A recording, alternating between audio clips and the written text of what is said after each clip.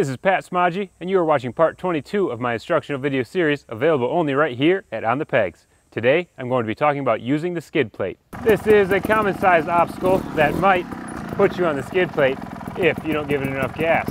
So you get here, you try to give it gas, it's just going to spin. Especially today, the logs are a little bit slick, so you're not going to get much traction. So a common thing for a lot of people to do, put both feet down, push the bike off of it. But there's actually no need to dab. When you're on the skid plate, it balances for you, so you can take your time, set yourself up to get off the log and stay clean. To do that, you just move your hips from a little bit over the rear fender to forwards towards the handlebars, and when you get about here, that's when you stop your hips and push with your hands forward on the grips to try to get the rear tire up and over the log.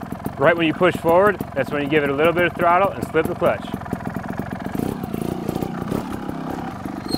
If you just barely get the skid plate on it, you want to go forward a bit first, slide forward so the rear tire is a little bit closer to the log. That way you don't have to move quite so far. And it's just a little movement, only a foot or so with your hips, then it goes directly into your hands. It's all about that timing. Hips to hands, along with the throttle, and it'll get you out of some situations that might otherwise cause you to dab. This log is quite a bit bigger, and it's at quite a bit of an angle, so preferably you would actually not want to skid plate this one. But if you're not comfortable enough yet with holding pressure and you can't carry the front wheel to the ground, skid plate might be your only option. So if you have to skid plate an angled obstacle, when you hit it, the skid plate is going to land, hit, and pitch the bike sideways. It's going to want to throw you left. You'll probably end up taking a dab your first tries. That's okay, but in order to fix that, when the skid plate lands, you have to adjust your body to compensate for it. So you get your right knee out and get your body over to the right side of the bike. That way when it lands and the bike pushes sideways, you're still centered over the top of it. Since this log is big enough that both tires are off the ground, it doesn't take much effort to push the bike forward and continue rolling down. If you have to skid plate an angled log, it's typically better to do it a bit quicker, meaning as soon as your skid plate lands, be ready to push the bike forward and roll on off of it. The longer you stay on the obstacle, especially if it's slick like this, it might give you a greater chance of dabbing, so you're better off to land, push, and go.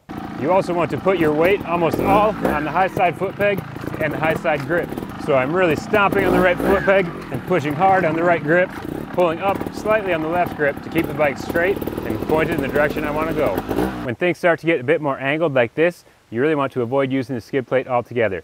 If you do hit it up here, chances are you're going to get kicked right very quickly, then there's no place for the front tire to go, so you might go over the handlebars, or at least get kicked so far off your line you could go over a gate, get a 5. So your best bet when things start to get angled is to hold pressure and avoid using the skid plate at all costs. If you're on something completely square, it's going to take a little bit more effort from your body to get the rear tire up. The front end is going to be sitting higher, and you don't have that downwards momentum you do on most logs. So it takes a bit more effort, and you can't move your body as far back to start with. If you go too far back, before you come forward, you might fall off the obstacle. So you really have to start standing almost straight up and down. You also want to be actually on your linkage, even off of your skid plate.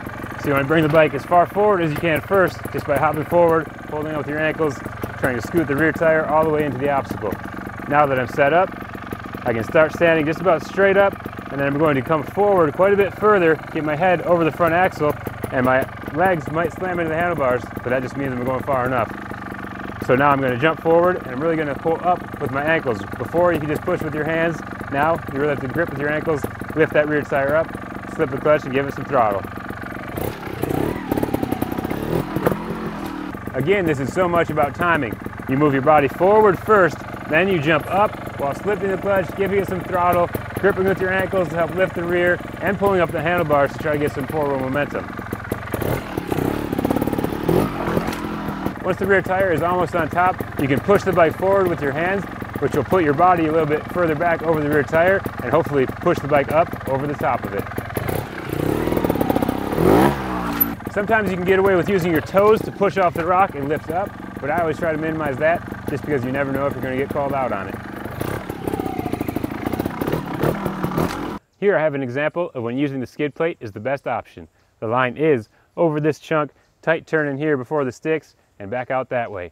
If you hold pressure over this and bring the front end way up, no matter where you set it down, you're going to land with too much momentum, and you're going to blow through the sticks and get a 5. So the best option is Go onto the skid plate, inch your way down as slow as you can, start turning the front tire and hopping the rear tire over to get in this little gap. Since there isn't enough room for a full bike to roll out, you have to hop while you're still in the chunk, then set up and continue on out.